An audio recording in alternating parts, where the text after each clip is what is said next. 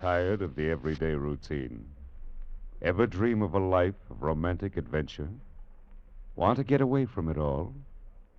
We offer you Escape. Escape, designed to free you from the four walls of today for a half hour of high adventure. Tonight we escape to an early California gold camp and an exciting tale of frontier revenge as Les Crutchfield tells it in his colorful story, The Pistol.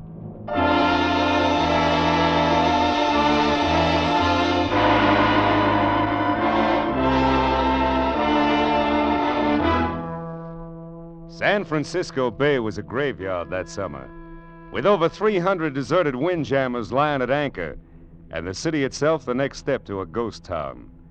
Every man who could walk, run, or stagger had headed inland to look for gold, and the women had followed. Mostly they traveled up the river as far as Sacramento, then fanned out into the hills. That was the jumping-off place, Sacramento.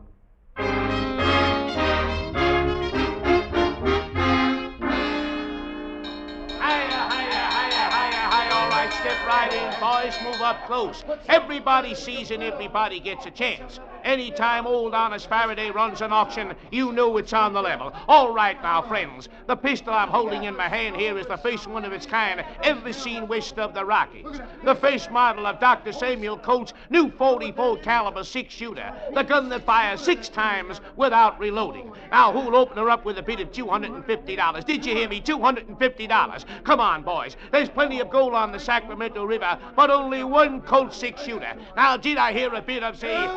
$250. Thank you, sir. The man says $250. All right, here we go. I stood there in the hot sun on the Sacramento waterfront and watched the crowd bidding for the pistol. Roustabouts, gamblers, vaqueros, gold miners, men from everywhere and from nowhere, and a few women. I wanted that gun myself. I wanted it bad. I was taking a stagecoach to Rawhide Flats in the morning, where my brother Dave and his partner had located a rich claim. And I didn't plan to load myself down with an outfit, but a gun was different. I was packing $1,000 in gold eagles, and I was ready to lay out a good part of it to get that 6-shooter. The bidding reached $500. All right, anybody else? Anybody making $550? 5 1/4, 5 1/4. Anybody else? All right, going once, going twice. $600. $600. And the new bidder. I have $600. Gentleman here bids $600. Will anybody make it 6 1/4? 6 1/4. Only $600. $700. And another new bidder. And the little lady knows a bargain when she sees one. All right, I'm bid $700. 777. Will anybody make it 8? How about you, mister? Fellow that bid 6? Would you want to raise it again, sir? Sorry, mister. 6 was my limit. Let her have it. All right, anybody else? Going once? Going twice? Sold!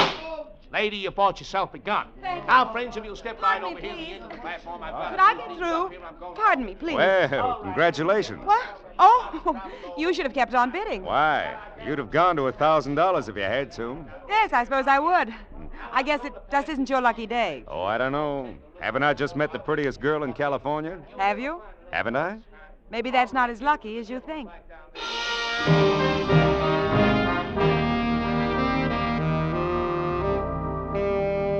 When I climbed on board the stagecoach to Rawhide Flats the next morning, I found 7 trunks had already been loaded. 5 tied on the back and top and 2 inside. And a few minutes later, their owner showed up. Oh, it was the red-headed gal who'd bought the gun the afternoon before.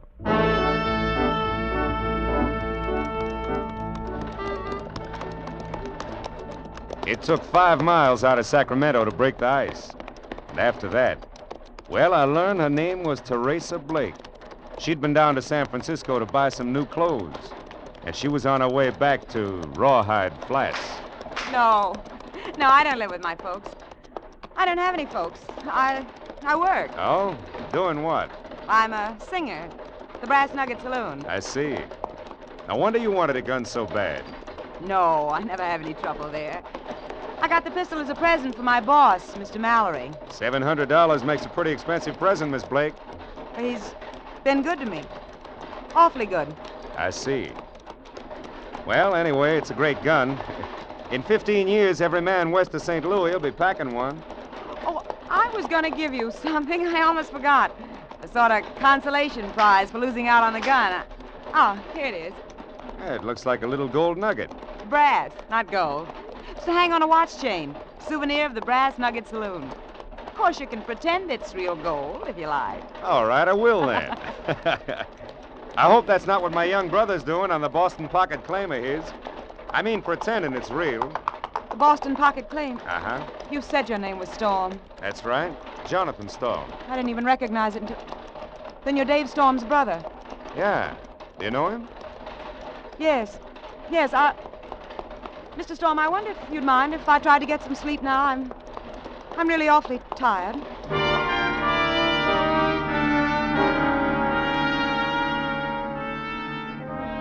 Around the middle of the afternoon, our stagecoach dropped out of the rough hills we've been traveling through, ran down into a comparatively level gulch, splashed across the ford in the creek below town, and swung into the wagon-rutted main street of Rawhide Flats. It was like every other boom town I'd seen. A mixture of mud, shacks, board-fronted stores, bars, rooming houses, stables, horses, burros, and men. Men everywhere, milling and shoving along the plank walks and out into the street. Noisy, brawling, bearded, and tough. Rawhide Flats.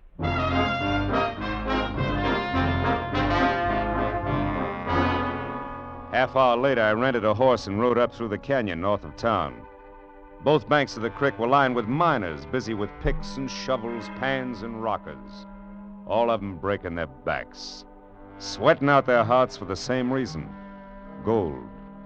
About 3 miles up, I turned into the side canyon the man at the livery stable had told me about. And a few yards in, I found it blocked off by a 6-foot rail fence. All right, mister.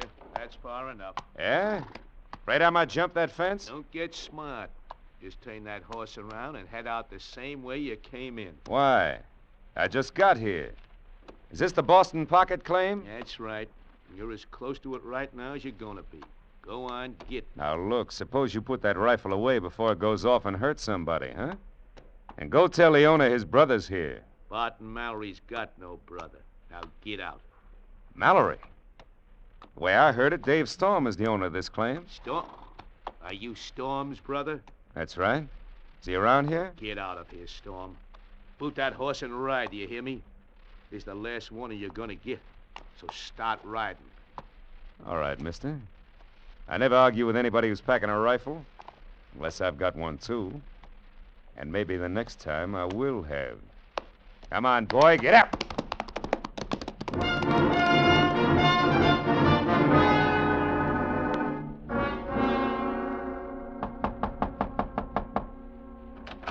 Yes? Oh, Mr. Storm. What are you doing here? How did you find my room? I asked one of the bartenders over at the Brass Nugget. Mind if I come in, Miss Blake? Of course I mind. Why, if Mr. Mallory found you here, He'd what? You only work for him. He doesn't own you, does he? That's no concern of yours. You're presuming a good deal simply because we rode in the same stagecoach. Now get out. Miss Blake, I didn't come here with any presumption in mind. All I'm after is some information about my brother Dave. Where is he? I don't know anything about him. You brought his name up yourself during the trip this morning. I have nothing to say. Will you please leave? What's this about Bart Mallory owning Dave's Boston Pocket Claim? I know nothing about it. Dave's partner's called Dan Rivers. Do you know him? Get out. All right, Miss Blake. I'll find him. And it's nice to have seen you again. Look, if you want some good advice, leave town right now and don't ask any more questions. Why not? Never mind why not, Mr. Storm. Just get out of town fast. Thanks for the advice, Miss Blake. I'll decide whether it's good or not after I talk to my brother and his partner.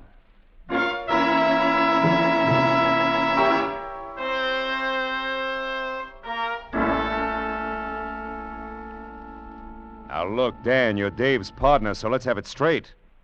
Why does everybody shut up like a clam when I mention his name? What's this all about? Where's Dave, anyway? Jonathan, I wish somebody else had told you Told me what? that David is dead. Dead? That's right, Jonathan. He was Go on, Dan. What happened? He was shot in the back We found him lying in the street at the north edge of town one morning a couple of weeks ago. I see. Who did it? You want the official story? Yeah, first.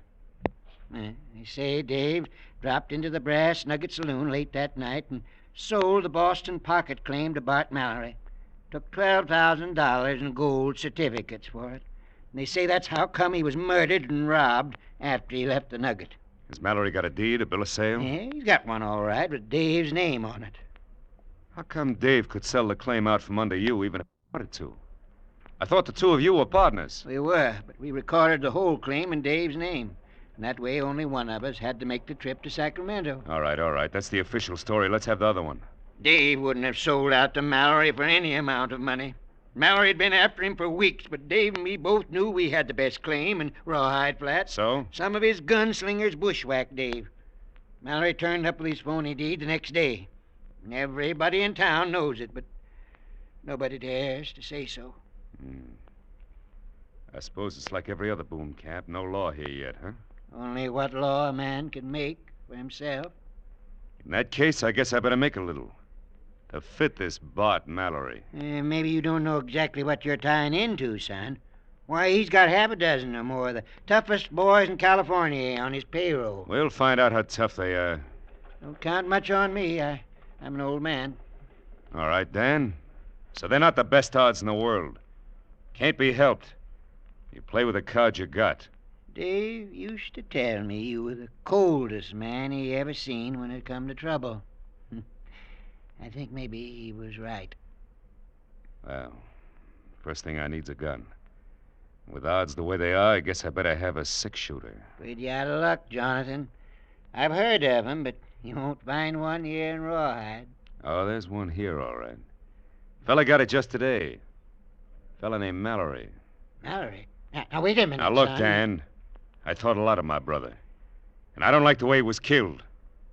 I need that gun of Mallory's. I'm going to get it. And then I'm going to use it to get Mallory. That's the way it's going to be, Dan. You can count on it.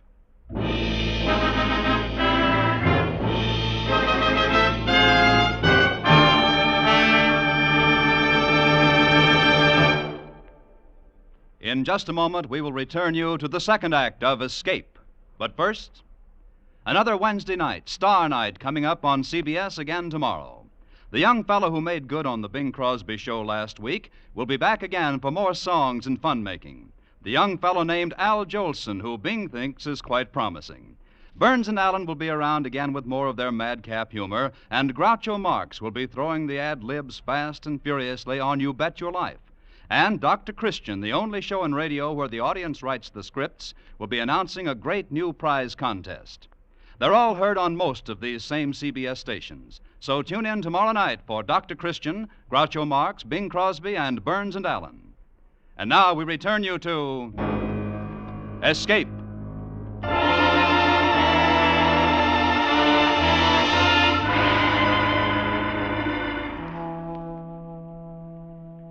I stepped inside the swinging doors of the Brass Nugget Saloon and looked things over. Finally, I had the bartender point out Mallory. He was sitting at a table in the back near the offices, playing poker with three other men. The two boys lounging against the wall behind him were obviously his bodyguards. I pushed my hat back on my head and walked toward the table.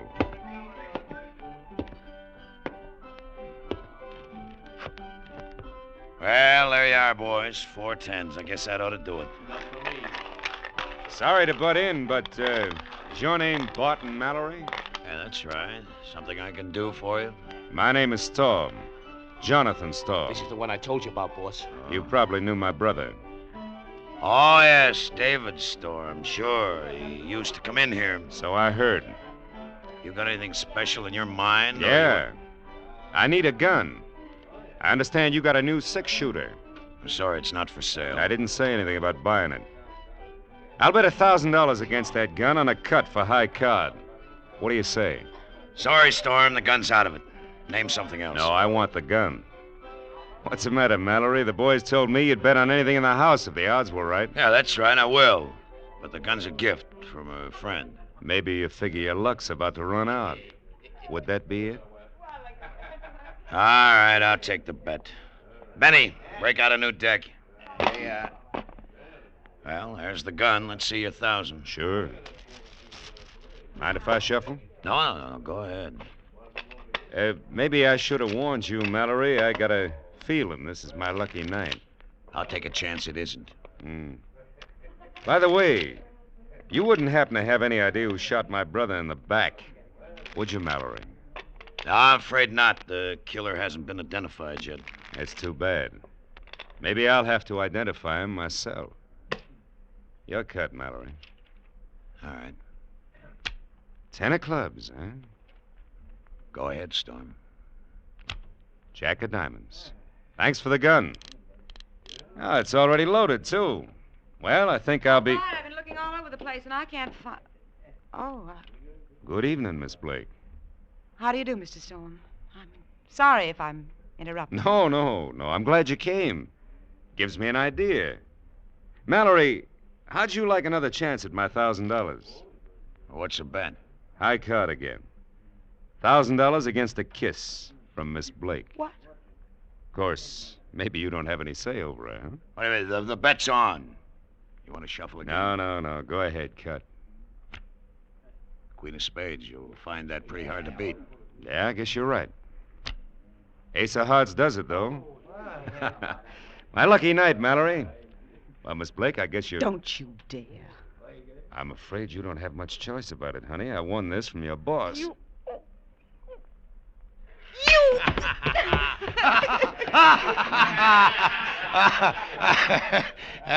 It's too bad, Storm. Looks as if the lady doesn't like your brand. No, I guess not. I didn't expect her to be the one to have to tell me, though, Mallory.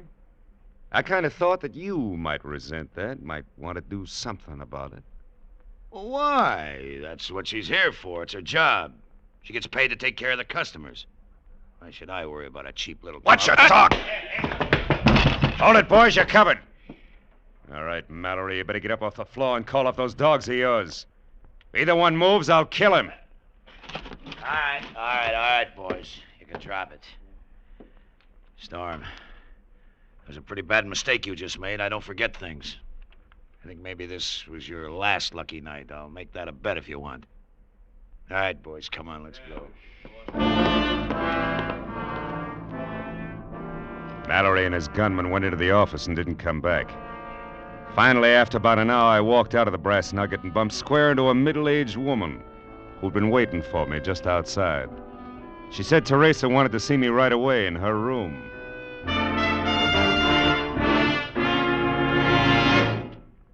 You can put that gun away, Mr. Storm. I'm here alone. This isn't a trap. And what is it? I want to know why you made that bet. I mean, about kissing me. Suppose we just say I wanted to. Let it go at that. You're afraid, aren't you? You're afraid not to be tough. Is that why you asked me to come here to tell me that? Well, don't you suppose a girl can have feeling left? That you can be sorry for things? Meet somebody, maybe. Go ahead, honey. You're doing fine. What do you mean? I mean, I'm halfway ready to believe that. A little more of it, and I would believe it. And if I had any sense, I'd know better. I see. And that's the way you feel about it. It's a start, isn't it? This is the first time I have... Oh, what's the use?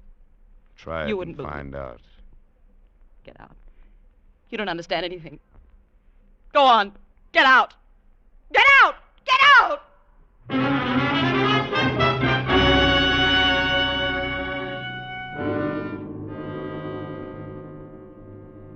I'm telling you, son, it's the worst mistake you could have made. Knocking him down like you did last night, why, he won't think of nothing else. Not until he's killed you. People have tried that before, Dan. I'm still here. But you haven't got a chance. His gunmen will be watching like hawks for the first second you're not covered. The whole town isn't on Mallory's payroll.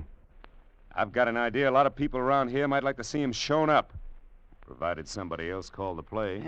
Maybe so, but still leaves half a dozen of his gunslingers to deal with. I don't think so, Dan.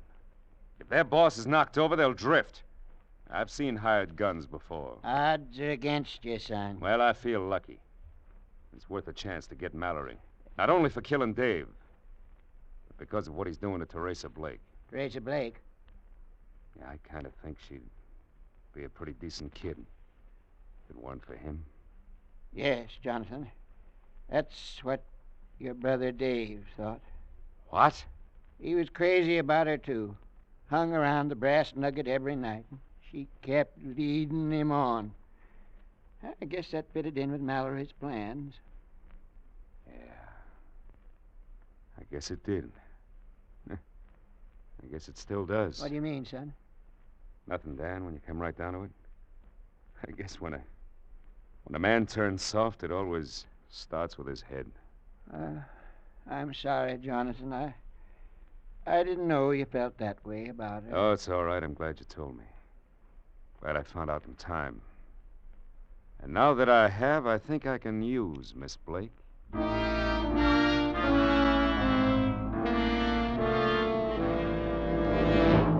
Why did you come here? What do you want? A short talk, honey. I don't want Mallory to see us. You've got to leave town. Leave now and don't come back, please. How much do you get for this, honey? I mean, talking me into leaving town and getting me out of Mallory's way. You fool. Oh, you fool. He doesn't mean a thing to me. It's you, don't you know that? I'll go with you if you'll only leave tonight. I'll go with you right now, please. No. I've gone too far now to turn back. I've got to finish it up. It's not too far yet, but it will be. Maybe you'll want to turn back then, only it'll be too late. A few hours from now, it'll all be done.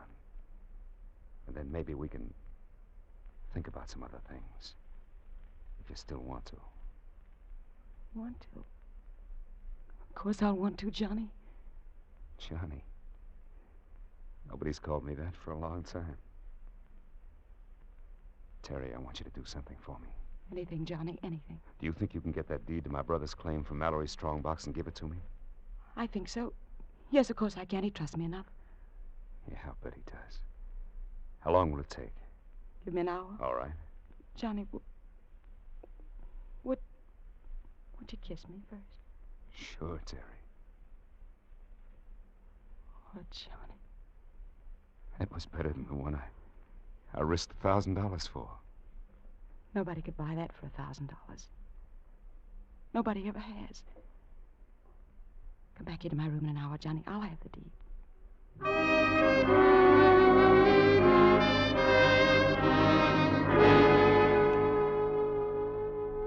I followed her into town, staying behind her in the darkness.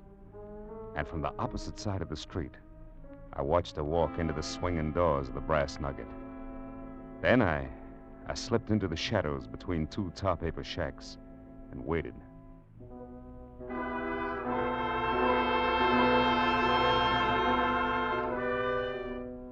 It was a half hour before they came out of the saloon and headed down the street toward Teresa Blake's rooming house. All 6 of Mallory's gunslingers. He wasn't taking any chances. Terry had double-crossed me after all. Just the same as she double-crossed my brother. And that was fine with me because I was ready for it.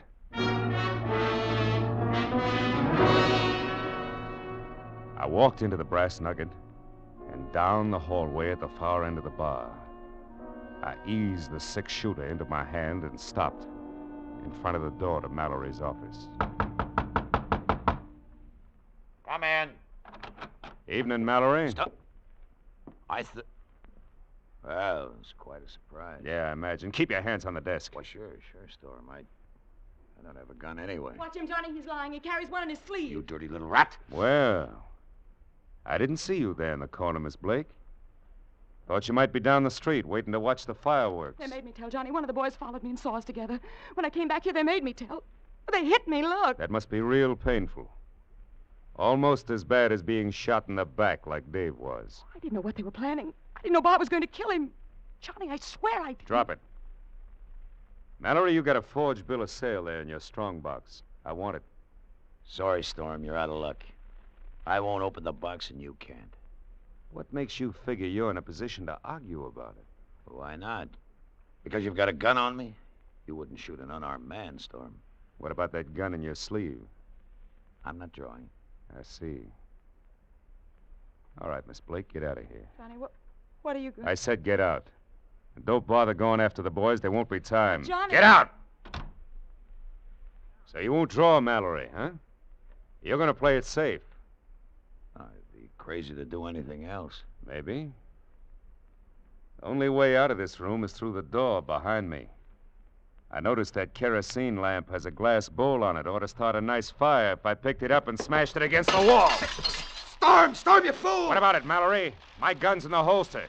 Want to stay there and burn or draw and try to get out? This place will go up like a tinder box. Take your choice, Mallory. Draw or burn. Storm! Storm, you can't leave me in here like this. Draw or burn. All right, then, if you... Tough luck, Mallory. That's for Dave. And that's for me. All right, hold it a second. Hold it. You better clear out of here fast. The place is on fire. And anybody that works for Bart Mallory is out of a job. He's dead. Jonathan, son, are you all right? You're not hurt? No, I'm all right, Dan. Come on, let's get out of here. Sure, come on, son. Mallory's dead. I guess that takes care of it, Dan. Jonathan, you're the luckiest man alive. Yeah, sure. Somebody might go down to Jackson's rooming house. Tell those bushwhackers and Mallory's they can hit the trail north. The boss is dead. Your boss is dead. This ought to be far enough, Dan. Look. Look, the fire's breaking through to the roof. Won't be long now. Johnny, are you all right? Sure, I'm all right. What of it, Miss Blake? Thank heaven. Oh, Johnny, if anything had happened to you, I couldn't have gone on. Miss Blake, I've got something for you. It's a nugget. Some people might figure it's real gold, but actually it's only brass. There you are. Pick it up. And then get going. What do you mean, Johnny? I mean, you better catch up with the boys. They'll be heading north. But you said that we... Drop it. Oh, yes. Here's something else you can have, too. Your six-shooter? No. It's yours. You bought and paid for it. It's got one shot left. Use it any way you want to. Only get out. Beat it. Johnny, you're wrong, you know. You're wrong about a lot of things. But what's the use? That's right. What's the use? Bye, Johnny. Son, you hadn't ought to give her that pistol. That was your luck, you might call it. I think my luck's all run out, Dan. Yeah. Claim is all yours. I'm leaving in the morning, heading south. Why, son, there's nothing south of here. Yeah. But it's the surest way I know to keep myself from heading north.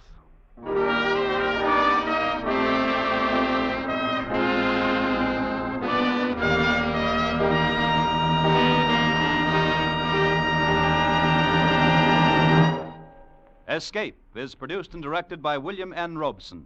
Tonight we have presented The Pistol by Les Crutchfield. Featured in the cast were Gerald Moore as Jonathan Storm, Betty Lou Gerson as Terry Blake, Charlie McGraw as Bart Mallory, and Will Gear as Dan Rivers. Also heard was Eddie Marr. Special music was arranged and conducted by Del Castillo. Next week. You are in command of an English destroyer sailing to join the North Sea Patrol in October 1914. It is midnight, and from the enemy coast comes a desperate signal for help, which you would like to ignore, but from which there is no escape. Next week, we escape with Robert Buckner's exciting and unforgettable tale, The Man Who Won the War. Goodbye, then, until this same time next week, when once again we offer you Escape.